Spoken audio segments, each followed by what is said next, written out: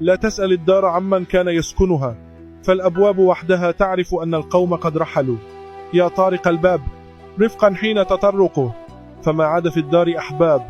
هنا كان كريستيانو رونالدو، حين كان الهدف وعدا لا يخلف، وحين كان الأمل يرتدي الرقم 7.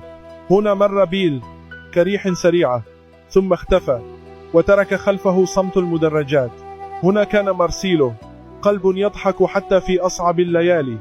وهنا كان أوزيل، يمرر الحلم قبل الكرة. وهنا كان راموس، آخر من يغادر المعركة، وآخر من نصدق أنه لن يرحل. فارحم الدار ولا تنتظر ردا، فأهل الود قد رحلوا. ولا توقظ مواجعها، فالجدران تتألم حين تتذكر من كانوا يسكنونها. ريال مدريد ما زال قائما، لكن بعد الرحيل لا يعوض بل يبكي.